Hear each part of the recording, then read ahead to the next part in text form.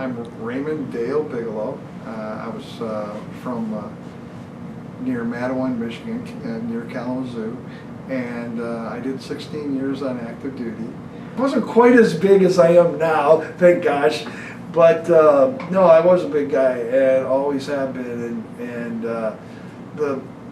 We had what was called a coffin locker, and so it opened up like a coffin with a lid type thing, and you stowed your gear, all your clothes and things and stuff inside of this coffin locker. It had a drawer that pulled out that you could easily open without having to lift up the top with your mattress and everything, and it had a little stand where you could prop it up, sort of like you do with your car to put in the hood.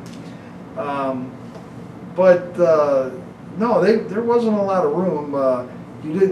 You couldn't sit up in your bed, in your rack, or you'd hit your head. Although when I was on Nimitz, I had a sweet rack because there was big pipes and things running through the overhead, and there wasn't room to have it 3 high. The rack that I had a middle rack, and there was not room to have one above me, so there wasn't anything there. So I actually could sit up in my rack, but I was probably one of, I bet you there was probably, I want to say less than 100 of those kind of racks on the whole ship, because usually they were just 3 by 3 by 3, and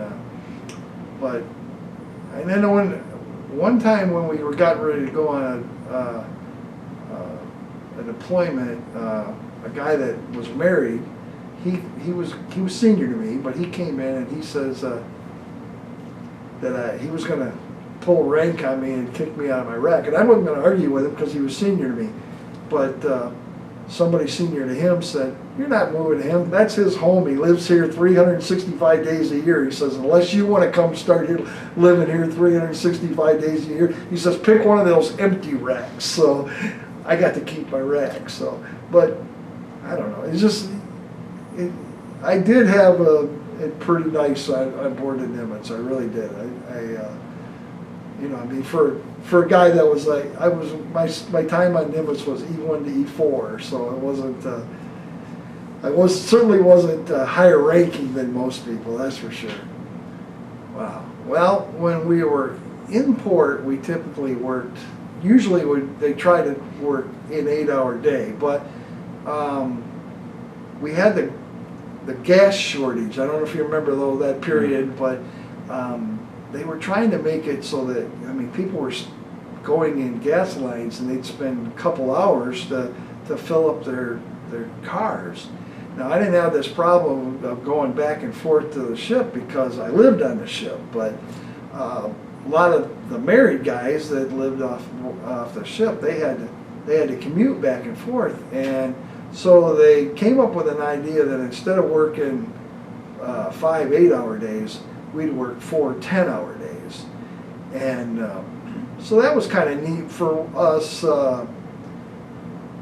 non-rated guys. There was 6 of us in the whole department, and so we were in 6-section duty. So every 6 days you would have the duty. But we started seeing that we were going to be on this 4-day work week thing, and if we would swap our duties around, they would let you interchange just as long as somebody that was there to do the duties. If you had duty on Friday, then you would take the guy's duty that had it on Saturday and who had it on Sunday. So basically you had a duty weekend. But then you wouldn't get another duty weekend again for 6 weekends in a row. So, for 5. So you get 5 weekends of 3-day weekends because we were on this 4-day work week schedule. It was really primo. I liked it. When we're in port, you could go across to, there was a rec center. It had I know I shot pool there and things like that, and played basketball. When we were on the ship, when it was at sea, a lot of guys would watch movies and stuff like that.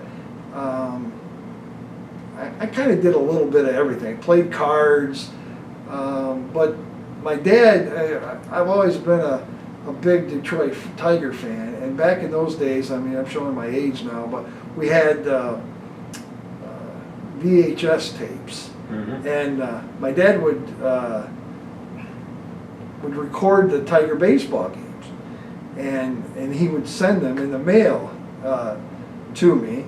But of course, if the Tigers lost, he wouldn't send me that. He didn't want to do anything that would harm my morale. So he would just tape over it and send it to me the next game, maybe when they won.